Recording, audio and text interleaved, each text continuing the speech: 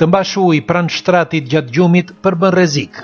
Ja disa arsye pse nuk duhet të mbajtur ujë afër krevatit gjatë natës.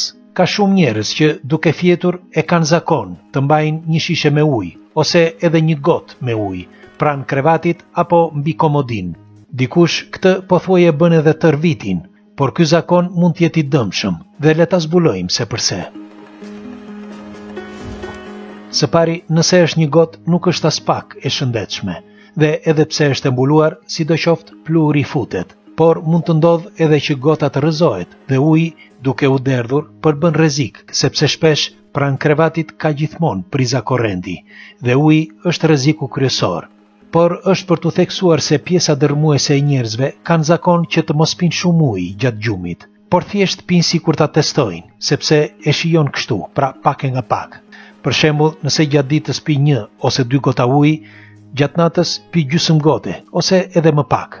Por sa herë që pijet ujë natën, qoftë nga shishja, por edhe nga gota, ato mbulohen nga bakterie. Pra, sa herë që pijet ujë, aq herë ngjiten dhe bakteriet në to. Bile duhet të dini se jo të gjitha shishet plastike janë të përshtatshme për të mbajtur ujin. Madje disa lloj shishesh janë të pareciklueshme dhe duhen hedhur poshtë sapo të keni konsumuar ujin.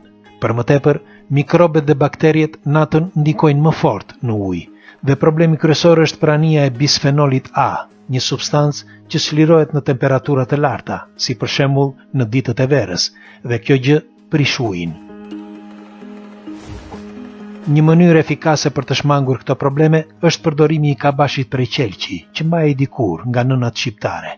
Normal, e mbuluar me diçka sipër, dhe mundësisht në dysheme, pra larg prizave, ose në vend të kabashit edhe një shishe prej qelqi, që janë sigurisht më higjienike.